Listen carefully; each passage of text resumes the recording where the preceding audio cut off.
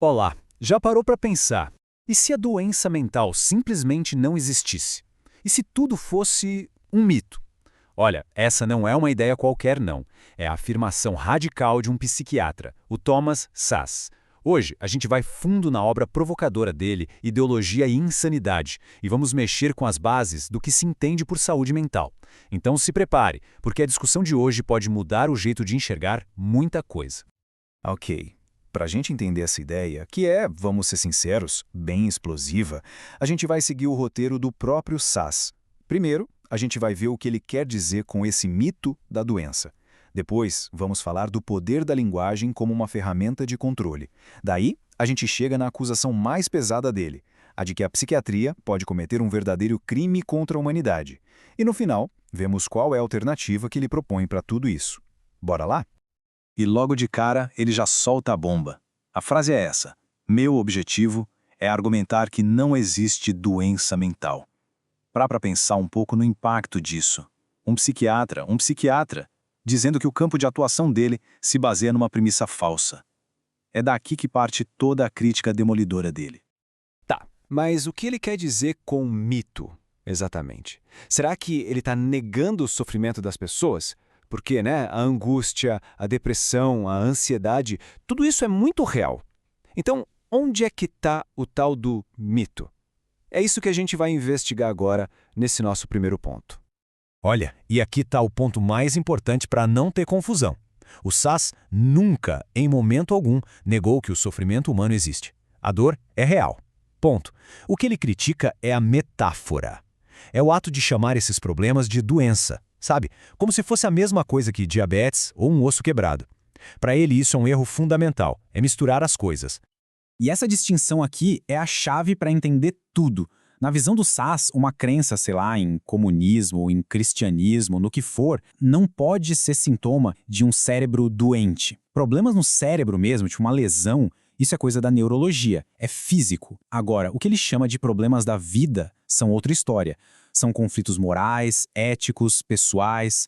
Uma coisa é uma coisa, outra coisa é outra coisa. Então, e se a linguagem que a psiquiatria usa não for para curar, mas para controlar? Pois é exatamente para essa discussão que o Szasz nos puxa.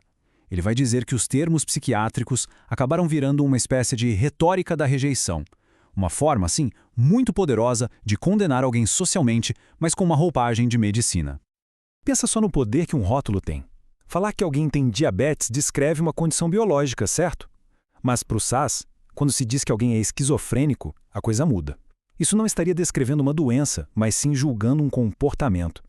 Seria quase como dizer, olha, seu jeito de viver não é aceitável, e a partir daí, justificar o controle sobre essa pessoa. No fim das contas, a questão é essa. Esses diagnósticos são mesmo médicos ou são, na verdade, julgamentos sociais com uma capa de ciência? A gente está identificando uma patologia ou está, no fundo, punindo quem não se encaixa nas normas da sociedade? É uma pergunta bem desconfortável, mas que o Szasz nos obriga a encarar. E é agora que a crítica dele chega no ponto, assim, mais explosivo de todos. Ele não fica só na questão dos rótulos, não. Ele vai analisar a prática da internação psiquiátrica involuntária. E o que ele tem a dizer sobre isso é chocante. A gente está falando da internação compulsória, daquele ato de trancar uma pessoa numa instituição psiquiátrica contra a vontade dela. E tudo isso, supostamente, para o bem dela mesma. E a comparação que ele faz aqui é devastadora. Para o Szasz, a internação involuntária é nada menos que um crime contra a humanidade. Ele diz que é moralmente equivalente à escravidão. É uma afirmação pesadíssima, eu sei, mas ele argumenta. Ele diz que, nos dois casos, um grupo de pessoas é privado da liberdade à força, seja para o benefício da sociedade ou para o seu próprio suposto bem.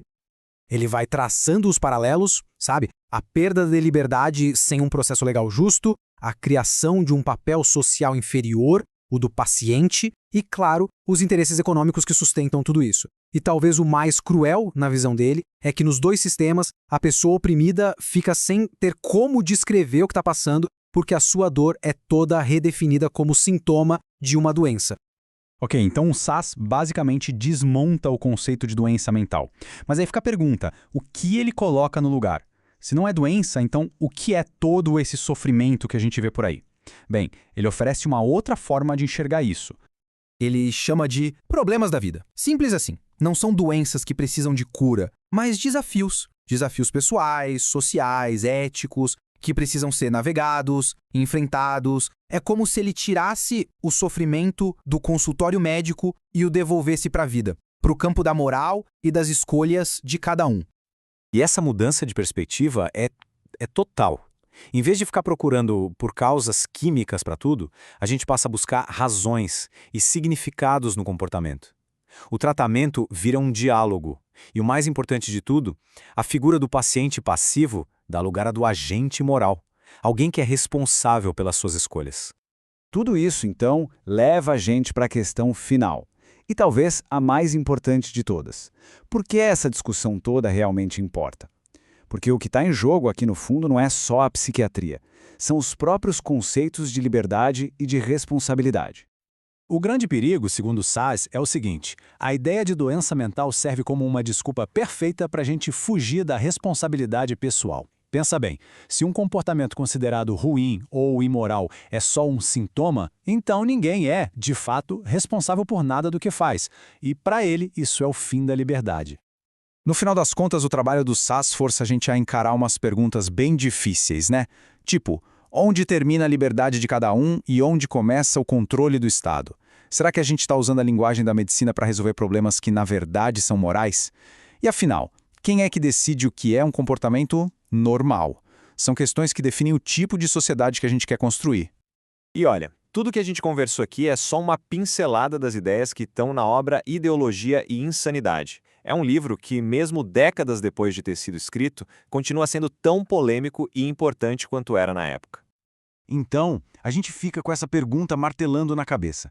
A psiquiatria de hoje é uma prática médica focada na cura ou é também uma prática moral e política de controle social? Onde é que a gente desenha essa linha? A obra do Saz não dá nenhuma resposta fácil, mas com certeza nos força a fazer as perguntas certas. Fica aí o convite para a reflexão. Muito obrigado por acompanhar esta análise e até a próxima.